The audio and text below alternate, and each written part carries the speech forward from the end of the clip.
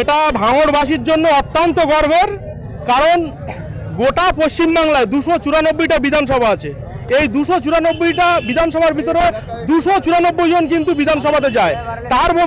তার মধ্যে যদি গোটা বাংলার জন্য, যদি গোটা বাংলার পিছিয়ে পড়া মানুষের জন্য যদি কোনো সওয়াল করে থাকতে হয়, তার নাম হচ্ছে বিধায়ক নওশাদ সিদ্দিকী। তিনি যে আজকে ভাঙড়ে ফের নূতন করে দ্বিতীয়বারের জন্য তিনি আইএসএফ থেকে দাঁড়াচ্ছে, ভাঙড়ের মানুষ এতে অত্যন্ত আনন্দিত, অত্যন্ত গর্বিত। আগে দেখলাম আপনি তৃণমূলে ছিলেন, আপনি কি আবার আইএসএফ পতাকা নিয়ে আইএসএফ নওশাদ সিদ্দিকীকে সাপোর্ট করছেন, আপনি পুরোপুরি জয়েন করেছেন? দেখুন, আমি জয়েন এখনো করিনি, কিন্তু আমি কিন্তু একটা বার্তা দিয়েছিলাম যে আমি রাজনীতি করি আর না করি, নওশাদ সিদ্দিকীকে ভাইকে জেতানোর জন্য এবং ভাঙড় যাতে শান্তিতে থাকে, ভাঙড়ের পিছিয়ে পড়া মানুষ যাতে শান্তিতে থাকে, ভাঙড়ের মা বোনেরা যাতে শান্তিতে থাকে, তার জন্য বিধায়ক নওশাদ সিদ্দিকী ভাইকে আমি লক্ষাধিক ভোটে জেতানোর চেষ্টা করব।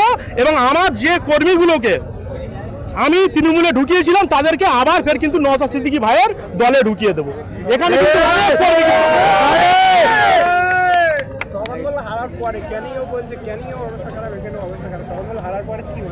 সে তো এটা বলে দিয়েছিলাম যে ওনার মালও গেছে, মেয়ে ছেলেও গেছে, ক্যানিংও গেছে, ভাঙড়ও গেছে। আগামী নওশাদ সিদ্দিকী ভাই এখান থেকে লক্ষাধিক ভোটের কাছাকাছি জিতবে। কালকে শওকত মোল্লা চালতাপিড়ে এসে বলেছে যে আমরা জিততে পারলে ৫,০০০ ঘর শুধু চালতাপিড়ে অঞ্চলে দেবে, কি বলবে? দেখুন, উনি শুধু প্রতিশ্রুতি দেয়। উনি ওনার নিজের জায়গায় 2021 নির্বাচনের পরে যেভাবে অত্যাচার করেছিল, সেই মানুষগুলো আজকের তারা জমি হারা, তারা বাড়ি হারা। তাহলে তিনি এখন মিথ্যার ফুলঝুরি ছুটিয়ে চলেছেন ভাঙড় বিধানসভাতে। বলেছে যদি না আমি উন্নয়ন করতে পারি আর কোনোদিন মানুষের কাছে ভোট চাইতে যাব না, যদি চালতাপিড়ে শান্তিপুকুরে ৫,০০০ ঘর না দিতে পারি বা লাইট, প্রত্যেক ঘরে ঘরে লাইট, পানীয় জল এবং রাস্তাঘাট করে দেবে। ভোটের মুখে এসব কেন বলছি? দেখুন, ভাঙড় ক্যানিংয়ের মানুষ আর ওনার থেকে কোনো উন্নয়ন আশা করছে না। ভাঙড় এবং ক্যানিংয়ের মানুষ তারা ভুল করেছিল, তারা সেই ভুলটাকে শুধরে নিয়ে ভাঙড় থেকে দ্বিতীয়বারের জন্য নওশাদ সিদ্দিকী ভাই লক্ষাধিক ভোটে জয় লাভ করবে। এবং ক্যানিং পূর্বে যে আমাদের আরাবুল যে প্রার্থী হয়েছে, ওখান থেকে উনি অন্তত 50 থেকে 60,000 ভোটে জয়লাভ করবে। আমাদের সামনে বারবার আসছে এবং ঘন্টা দিয়ে মুসলিম বলে কি ঘন্টা, মুসলিম বলে এলাকা বলে কি ঘন্টা দিয়ে প্রচার করছে।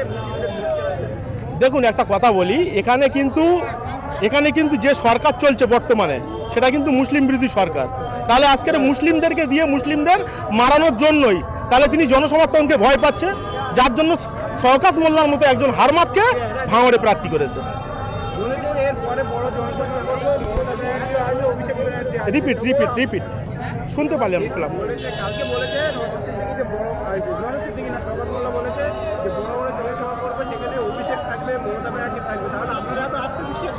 কোনো কিছুতে লাভ হবে না। এখানে মমতা ব্যানার্জি কি, অভিষেক বন্দ্যোপাধ্যায় কি, এখানে কারো এনে লাভ হবে না। ভাঙড়ের মানুষ তারা মন থেকে ভাইজানকে, গোটা পশ্চিমবাংলার মানুষ কিন্তু যেখানে যেখানে মুসলিম মেজরিটি%, সেখানে কিন্তু এখানে ভাঙড়ের মানুষ নওশাদ সিদ্দিকী ভাইকে ভাঙড়ের ভূমিপুত্র হিসেবে মেনে নিয়েছে। এখানে অন্য কারো আনলে কোনো কিছুতে কোনো কাজ হবে না।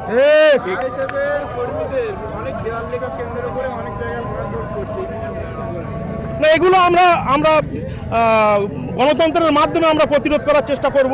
এবং আমি যেহেতু দীর্ঘদিন ধরে রাজনীতিটা করছি, সেভাবে যারা এই ধরনের এর সম্মুখীন হবে, তাদেরকে যেভাবে সেফ রাখা যায় সেই বার্তা কিন্তু অলরেডি আমি কালকে ভাঙড়ে ঢুকেছি, কাল থেকেই কিন্তু দিচ্ছি যে এরা শাসক দল কখনো বোম দিয়ে তার বাড়ির পাশে, কখনো বারুদ দিয়ে ফাঁসানোর চেষ্টা করবে। এই সমস্ত দিক একটু নজরে খতিয়ে রাখতে সবাইকে আমি বলেছি অলরেডি।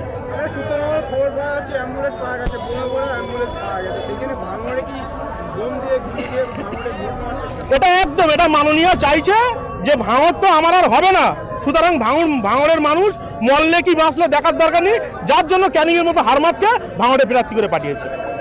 আপনারা সমস্ত কংগ্রেস, আমরা দেখেছি আগে বিগত দিনে সংগঠন ছিল, কংগ্রেস সংগঠন ছিল, আপনার সব সংগঠনের মানুষ নিয়ে কি আপনি? হ্যাঁ, আমি তো কংগ্রেস দল ছেড়ে দিয়ে তৃণমূলে ঢুকেছিলাম, এটাই তো ছিল আমার ভুল সিদ্ধান্ত।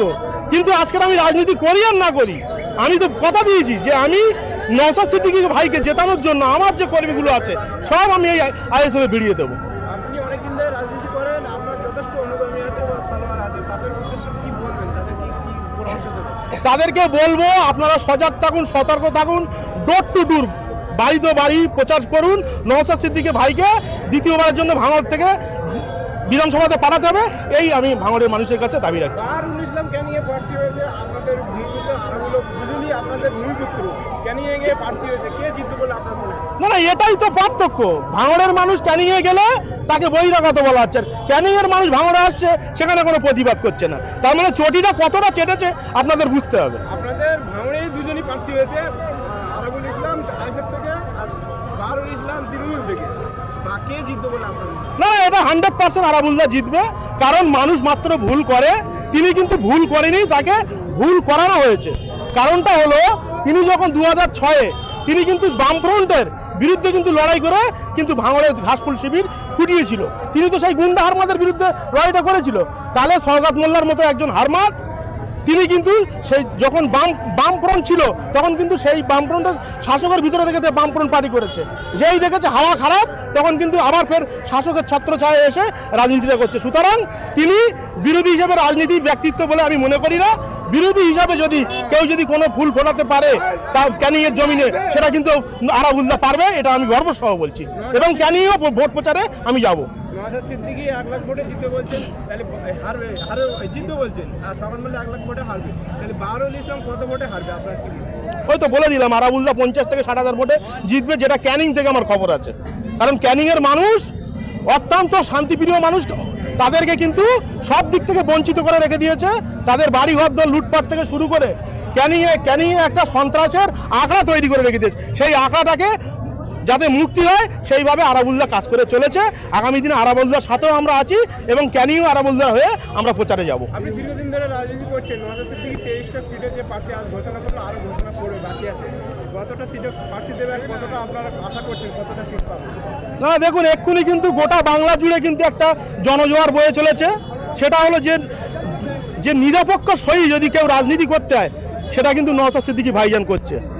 কারণ তিনি এই যে 5 বছর বিধানসভাতে গেছে, একটা কথাও কিন্তু ভুল বলেনি, সবসময় গরিব মানুষের জন্য সওয়াল তুলেছে। তাহলে যেখানে আজকের এই 33টা আসন, 33টার ভিতরে মানে 29টা ডিক্লিয়ার করলো, আরও 23টা, তাহলে কিন্তু নওশাদ সিদ্দিকী ভাই যে 2021-এ যে প্রভাবটা ছিল, 2026-এ কিন্তু প্রভাবটা অনেকটাই কিন্তু বেশি পড়বে। কত সিটে আশা করছেন? দেখুন, এটা রাজনৈতিক ব্যক্তিত্ব হিসেবে বলবো না, তবে একজন রাজনীতি করা মানুষ হিসাবে আমি কিন্তু বলবো যে এবারে কিন্তু ফল অত্যন্ত ভালো হবে। ভাঙড়ে ভোট হওয়ার আগে উত্তপ্ত, আপনি কি কতটা শান্তিপূর্ণ আশা করছেন ইলেকশন? দেখুন, ভাঙড়ের মানুষ এক হয়ে গেছে। প্রথমত কথা, এখানে বিরোধীরা, এখানে শাসক দল কিন্তু এখানে চেয়াটা ফেলার জায়গা পাবে না। যতটুকু দেখছি চেয়াটায় লোক বসবে, সে পরিস্থিতিও থাকবে না। বেশ অনেকগুলো বুথে হয়তো এজনও দিতে পারবে না। আরাবুল ভাঙড়ে এখন থেকে করছে, আপনারা ইলেকশন কমিশনের কি বার্তা দেবেন? আমার শান্তিপূর্ণ এখন থেকে উত্তপ্ত হচ্ছে ভাঙড়ের তৃণমূল্লা বোম ধরা পড়ছে বা মানুষ, ইলেকশন কমিশনের কি বার্তা দেবেন আপনাদের তরফ থেকে?